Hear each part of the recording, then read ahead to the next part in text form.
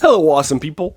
I hope you're having a great day today. Today we're taking a look at the next next novel rather, in a Nomad of the Time Streams, and this collection of the trilogy of Oswald Bastable by the massively successful Michael Moorcock in the Eternal Champion run.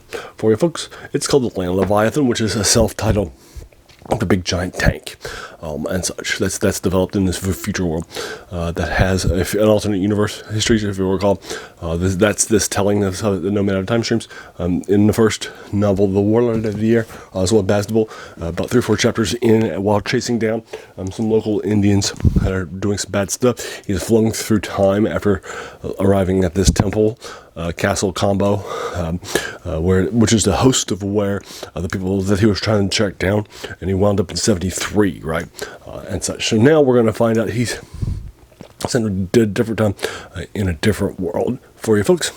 After the end of the previous novel, again, no spoilers and such. So now he's going to be going to the next novel, and this novel has the sort of the key concept in this second alternate world is that there's this genius from Chile who's a descendant of some Scottish immigrants who, by the time he was 8 and 10, he invented heavier, lighter than air stuff like these airships that you can see from the first novel, and then he also developed things like agriculture to help feed people, so and huge things, so that way people wouldn't starve anymore, and other things like that. And when he was 16, as many boys do, he moves more to military stuff, and he builds land tanks and submarines and airships and bombs and that sort of a thing. Although later on, he'll leave that alone. But basically what winds up happening with this world is that because all of its things have been solved, all of its needs, he thought that would leave it to peace, right, and such.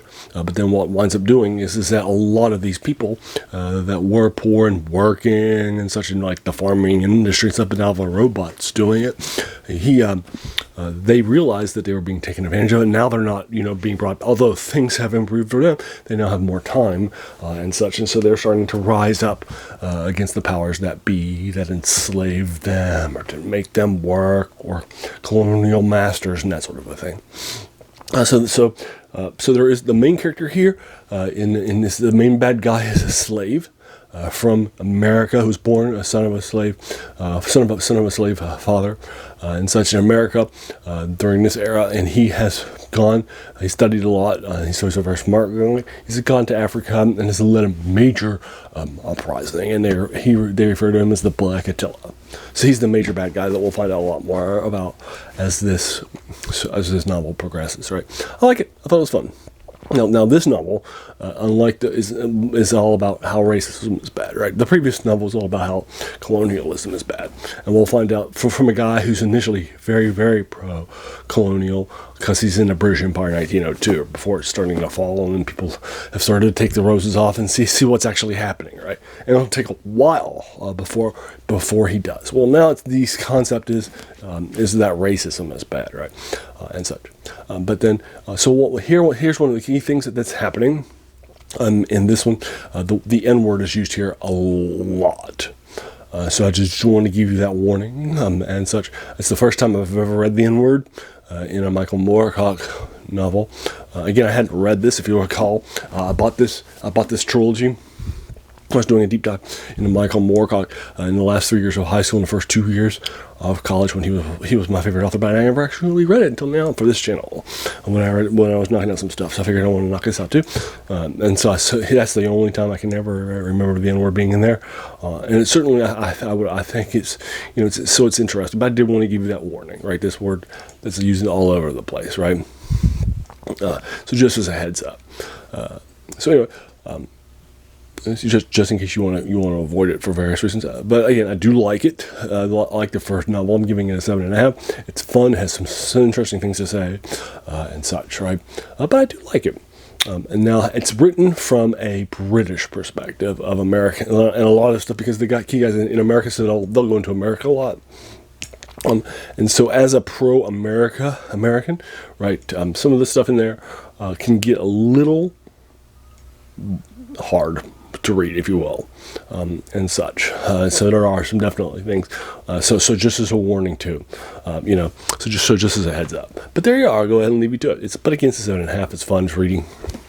As a reminder, Michael Moorcock really influenced modern fantasy and sci-fi a lot. And this is sci-fi with its alternative universes too, right? Particularly fantasy with his Eternal Champion series that this is a part of, with heavy hitters like Elric of Nimby, who's the Dritz before, as the anti-hero Dritz, from an evil elven race of people that has a bang of conscience. Or his sword, Stormbringer, that sucks the souls out of people when you punch him, and to strengthen him, lots of other things too, right? So he's a heavy hitter. He's an independent Xen. He created the Law versus Chaos, which is also called out several times in this novel as the key central conflict. He created the concept of the multiverse. He created the name of the multiverse, right? So he has a multiversal conflict, right? Anyway. So that is the Land Leviathan by Michael Moorcock. I'm giving it a 7.5 too. So there you are. I'll go ahead and leave you to it. If you enjoyed this, I hope you hit that subscribe button, because there's going to be a lot more of these to follow. If you read it and agree with my 7.5, let's talk about it too. Or if you want to disagree and want to talk about it, or if you want to talk about spoilers, because my reviews are spoiler free, let's do that too. As a reminder, this channel's name is The Worst Thing About New Books. And this is a novel from before I was born, right? Because it says that because they keep us from reading the older novels, right? And this guy's a classic, heavily influential, right? Many people have forgotten. Many people just don't know about the Oswald Bastable trilogy and such. So that's also cool too. So there you are. So finally, I just want to thank you so much for taking some time out of your day and investing in watching my video, because we all have so many things that are happening in our lives, and we're pulled in so many different directions. So the fact that you spent this time with me, that's incredibly humbling, and I appreciate it. So thanks again, and have an amazing day.